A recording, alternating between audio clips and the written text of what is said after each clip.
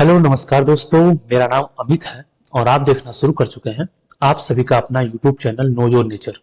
तो दोस्तों, जैसा कि आपको पता है कि आजकल हम लोग जनरल एग्रीकल्चर की सीरीज को कर रहे हैं, वन लाइनर क्वेश्चन सॉल्व कर रहे हैं। तो ये जनरल एग्रीकल्चर का लेक्चर नंबर 6 है दोस्तों।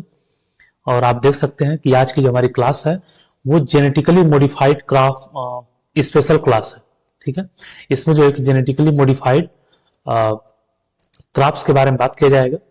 ठीक है, जेनेटिकली मॉडिफाइड जीएम क्रॉप्स के बारे में बात की जाएगी और कुछ साइंटिस्टों का भी बात किया जाएगा, जिक्र किया जाएगा, जैसा कि यहाँ पे फोटो लगाया गया।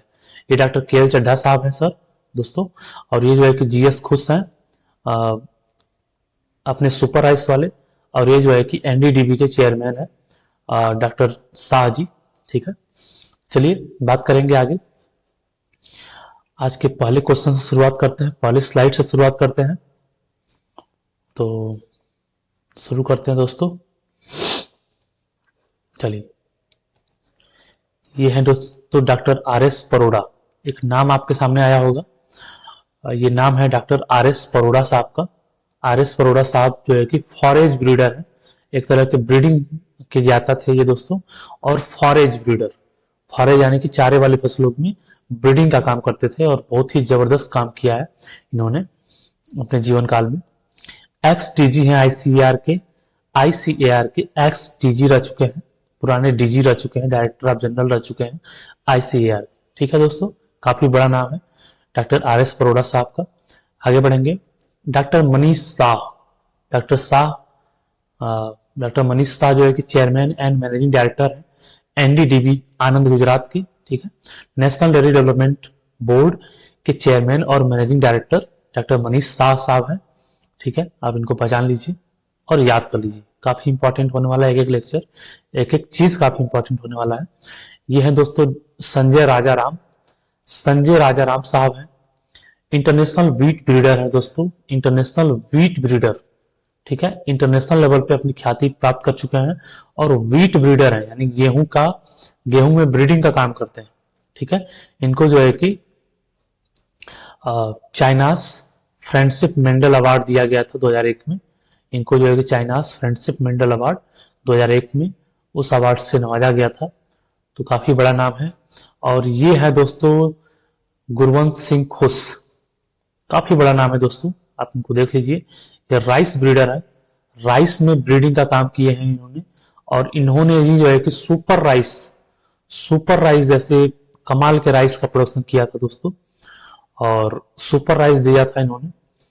Ulf prize for agriculture 2000 Wolf prize मिला है इनको दोस्तों सन 2000 में। इनके एक्स्ट्रा ऑर्डिनरी कंट्रीब्यूशन में, प्लांट ब्रीडिंग के क्षेत्र में एक्स्ट्रा ऑर्डिनरी कंट्रीब्यूशन करने की वजह से इनको जो है कि उल्फ प्राइज दिया गया है। ठीक है, जेनेटिक राइस डेवलप किया था इन्होंने, सुपर राइस के नाम से जाना जाता है वो राइस। ठीक है, उसको डेवलपमेंट किया था इन्होंने। आगे बढ़ेंगे। अब जो हमारा टॉपिक होगा वो क्रॉप इंप्रूवमेंट एंड अचीवमेंट का होगा। तो उसमें सबसे पहला जो हमारा टॉपिक है वो जेनेटिकली मॉडिफाइड क्रॉप्स की है। तो हम लोग बात करेंगे जीएम क्रॉप्स की, जेनेटिकली मॉडिफाइड क्रॉप्स की बात करेंगे दोस्तों। ठीक है, तो ऐसे क्रॉप जिनके जीन्स में, जिनके जेनेटिक्स में मॉडिफिकेशन कर दिया जाता है, उसी को जेनेटिक मॉडिफाइड क्रॉप बोलते हैं। मान लीजिए कोई ऐसी क्रॉप है जो टॉल लंबी बढ़ने वाली फसल है, उसके जीन को चेंज कर दिया, जो जीन लंबेपन के लिए रिस्पॉन्सिबल है उस जीन को निकाल करके कोई दूसरा जीन डाल दिया जो ड्वार्फ कर देता है उसको। तो ऐसे क्रॉप को क्या बोला जाएगा? Genetically modified crop. ऐसे क्रॉप्स जिनके जीन में चेंजिंग कर दिया जाता है उसको जेनेटिकली मॉडिफाइड क्रॉप बोलते हैं। तो समझते हैं दोस्तों, the crop in which one are many of the traits are altered or enhanced through the process of genetic engineering known as GM crops। ऐसे क्रॉप्स जिसमें एक या many genes, many traits, many character उनको change कर दिया जाता है या फिर उनमें जो है कि क्वालिटी इंप्रूवमेंट कर दी जाती है जेनेटिक इंजीनियरिंग के प्रोसेस से, उसको जो है कि जीएम क्रॉप्स के रूप में जानते हैं।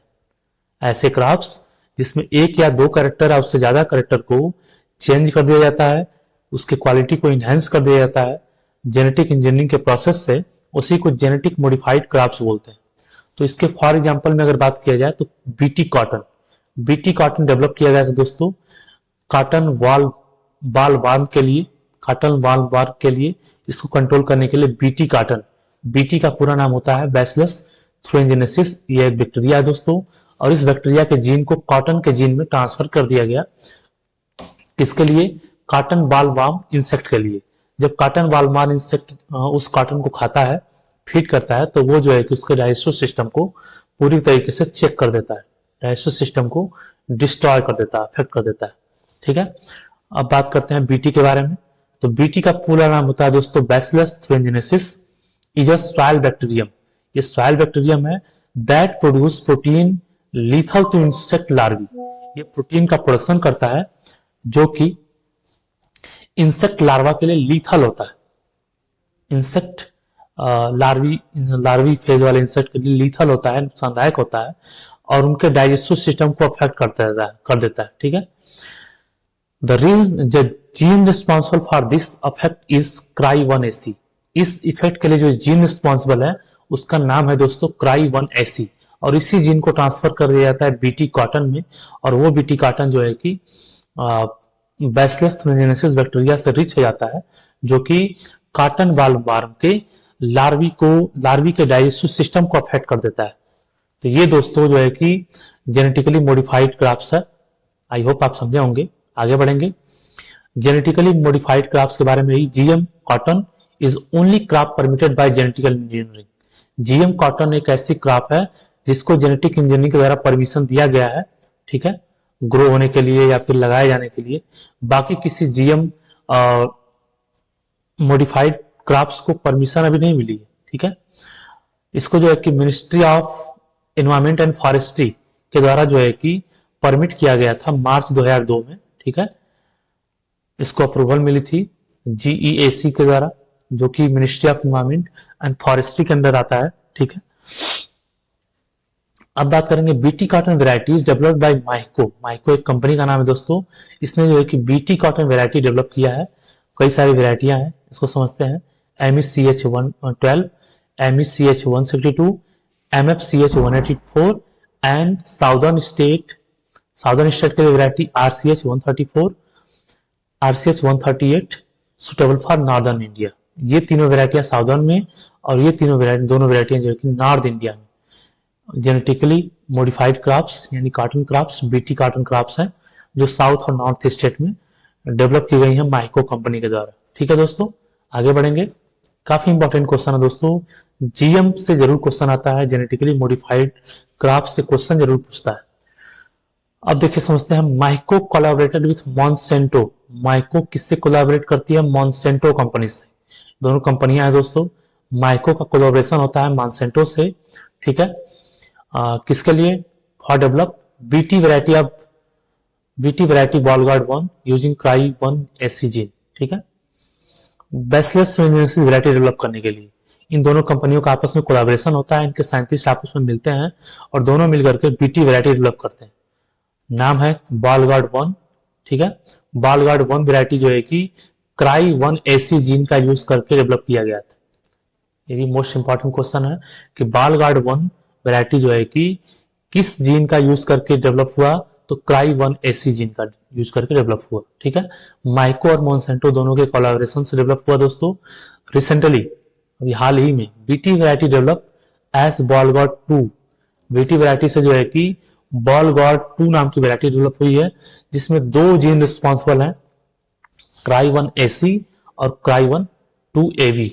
क्राई1AC, क्राई2AB, ये 2 जीन रिस्पॉन्सिबल हैं बॉलगार्ड 2 वैरायटी के लिए। ठीक है, first transgenic crop was BT tobacco. पहला जो ट्रांसजेनिक क्रॉप है उसका नाम है दोस्तों बीटी टोबैको। 1987 में डेवलप किया गया फर्स्ट ट्रांसजेनिक क्रॉप। पहला जो है कि जेनेटिक इंजीनियरिंग से बनाई गई क्रॉप कौन सी है? बैसिलस थ्यूरिनजेनेसिस टोबैको 1987 में बनाया गया था। ठीक है, पहली क्रॉप, इसको याद रखेंगे, काफी इंपॉर्टेंट है। अगर पहला है तो बहुत ज्यादा इंपॉर्टेंट है। ओके, आगे बढ़ेंगे। Country having first position for transgenic plant in USA is USA. ऐसी कौन सी कंट्री है जहां पे ट्रांसजेनिक प्लांट जो है सबसे ज्यादा है? तो वो यूएसए है। ठीक है, United state of America. Rank of India for transgenic plant transgenic plant में इंडिया का कौन सा रैंक है दोस्तों? तो इंडिया का रैंक है 4th, चौथा। ठीक है, अगर क्रॉप्स की बात करें कौन सी क्रॉप फर्स्ट पे है, तो the position of transgenic plants in world का अगर पोजीशन में बात करें ट्रांसजेनिक प्लांट का वर्ल्ड में एरिया में, तो सोयाबीन का सबसे ज्यादा एरिया है दोस्तों। सबसे पहला सोयाबीन है, फिर दूसरा मेज, तीसरा कॉटन और फिर है कैनोला। सोयाबीन का एरिया सबसे ज्यादा है 60% ट्रांसजेनिक सोयाबीन, फिर ट्रांसजेनिक मेज, फिर ट्रांसजेनिक कॉटन, फिर ट्रांसजेनिक कैनोला। ये सब जो है कि पूरे वर्ल्ड में ये जो है कि पोजीशन है इन क्रॉप्स की। Mostly GM traits are use as herbicide resistant traits. ठीक है, मोस्टली अधिकतर जो जीएम ट्रेड्स होते हैं, जेनेटिकली मॉडिफाइड कैरेक्टर होते हैं। ट्रेड्स का मतलब होता है कैरेक्टर, तो जेनेटिकली मॉडिफाइड जो कैरेक्टर होते हैं मोस्टली वो हर्बिसाइड रेसिस्टेंट ट्रेड्स के लिए या फिर क्वालिटी इंप्रूवमेंट के लिए, उसके अलावा इंसेक्टिसाइड्स रेसिस्टेंट के लिए बनाए जाते हैं। ठीक है, मोस्टली जो जीएम ट्रेड्स होते हैं उनका यूज जो है कि हर्बिसाइड रेसिस्टेंट को डेवलप करने के लिए, क्वालिटी इंप्रूवमेंट को डेवलपमेंट करने के लिए और इंसेक्टिसाइड रेसिस्टेंट को डेवलप करने के लिए बनाया जाता है। ठीक है दोस्तों, आपको बता दें कि बीटी ब्रिंजल भी बनाया जा चुका है, लेकिन जो है कि उसकी परमिशन इंडिया में नहीं है, कोई ग्रो नहीं कर सकता। क्यों? क्योंकि ऐसा माना जाता है कि वो लिथल हो सकता है ह्यूमन पॉपुलेशन के लिए भी, ह्यूमन के लिए भी वो जो है कि टॉक्सिक हो सकता है। ठीक है, तो जेनेटिक मॉडिफाइड क्रॉप्स का नुकसान भी है, तो इसीलिए जो है कि जेनेटिक मॉडिफाइड क्रॉप को मोस्टली जो है कि हर्बिसाइड रेसिस्टेंट ट्रेड्स बनाने के लिए, यानी कि ऐसी ट्रेड्स बना दिया जाए जो हर्बिसाइड रेसिस्टेंट हो। हाँ कैसे क्या तुम्हारे पास हाँ? 150 रुपए कैसे क्या कौन रुपए कितने? 150 रुपए 100 रुपए ऑनलाइन ऑनलाइन में तो दिक्कत है। तो सोयाबीन, अच्छा इसकी बात हो गई है। Mostly GM traits are used as herbicide resistant traits. ठीक है, हर्बिसाइड रेसिस्टेंट ट्रेड्स, उसके बाद quality improvement and insecticide resistant. तो कहने का मतलब है जो जीएम ट्रेड्स है उसका मोस्टली यूज हर्बिसाइड रेसिस्टेंट के लिए, क्वालिटी इंप्रूवमेंट के लिए और इंसेक्टिसाइड रेसिस्टेंट के लिए किया जाता है। ठीक है, अब बात करते हैं जेनेटिकली मॉडिफाइड मस्टर्ड की। तो दोस्तों genetically modified mustard, these are glyphosate resistant mustard. ठीक है, ग्लाइफोसेट रेसिस्टेंट मस्टर्ड डेवलप किया गया किस कंपनी के द्वारा? Pro agro seed company limited के द्वारा। ठीक है, ये जो कंपनी है बायर क्रॉप साइंस जर्मनी की कंपनी है दोस्तों। ठीक है, बायर क्रॉप साइंस की कंपनी है pro agro seed company limited, और उसके द्वारा जो है ग्लाइफोसेट रेसिस्टेंट मस्टर्ड डेवलप किया गया। Project on Indian mustard oil with higher beta carotene is initiated by TERI. ठीक है, प्रोजेक्ट जो चलाया गया दोस्तों जेनेटिकली मॉडिफाइड मस्टर्ड के लिए, Indian mustard oil with high beta carotene, ऐसा मस्टर्ड बनाना जिसमें बीटा कैरोटीन भी ज्यादा हो और हाँ मस्टर्ड क्वालिटी ऑयल भी अच्छा हो। तो ऐसा एक टेरी नाम की संस्था है, TERI, Tata energy research institute, इसके द्वारा प्रोजेक्ट चलाया गया दोस्तों जेनेटिकली मॉडिफाइड मस्टर्ड के लिए। ठीक है, जिसमें बीटा कैरोटीन भी हो और मस्टर्ड की क्वालिटी भी अच्छी हो, हाई ऑयल कंटेंट भी ज्यादा हो और बीटा कैरोटीन भी हो। बीटा कैरोटीन प्रिकर्सर होता है विटामिन ए का।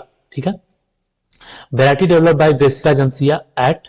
ठीक है, वैरायटी डेवलप की गई ब्रेसिका एजेंसिया द्वारा, ER के द्वारा उन्नत वैरायटी और टेरी के द्वारा जो है कि उत्तम वैरायटी। ER भी एक जो है कि संस्था है, ER के द्वारा उन्नत वैरायटी और टेरी के द्वारा उत्तम वैरायटी। ये काफी इंपॉर्टेंट है और हमेशा जो है कि एग्जाम में पूछता है।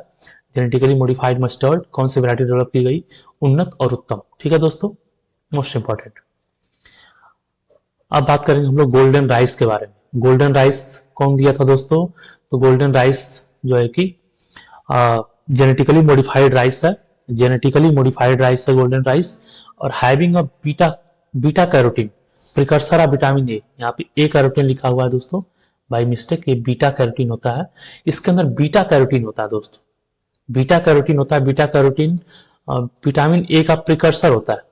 ठीक है, तो ये जो राइस होती है इसके अंदर विटामिन ए पाया जाता है, ये काफी इंपॉर्टेंट है। Golden rice are rich in vitamin A, most important question. ठीक है, सुपर राइस को जो है कि डॉक्टर गुरुदेव सिंह खोस ने डेवलप किया था IRRI में, इंडियन राइस रिसर्च इंस्टीट्यूट में।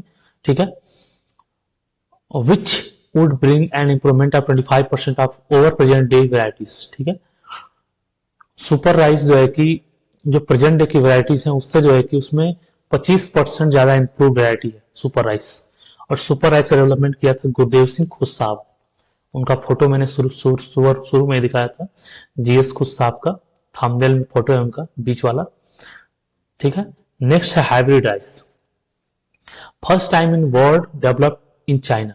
ठीक है, हाइब्रिड राइस पहली बार जो है कि चाइना में डेवलप किया गया था 1974 में। हाइब्रिड राइस पहली बार चाइना में डेवलप किया गया 1974 में। एक प्रोफेसर थे, professor long ping yuan, Chinese professor long ping yuan. ठीक है, इन्हीं को जो है कि फादर ऑफ हाइब्रिड राइस के नाम से जानते हैं। ठीक है, लॉन्ग पिंग युआन, इनको जो है कि फादर ऑफ हाइब्रिड राइस के रूप में जाना जाता है दोस्तों। और इन्होंने चाइना में डेवलप किया था सबसे पहले हाइब्रिड राइस को 1974 में। तो आज के लिए इतना ही दोस्तों। आप बताएंगे कि हमारा प्रयास कैसा लगा। मिलेंगे किसी नेक्स्ट वीडियो में, तब तक के लिए जय हिंद।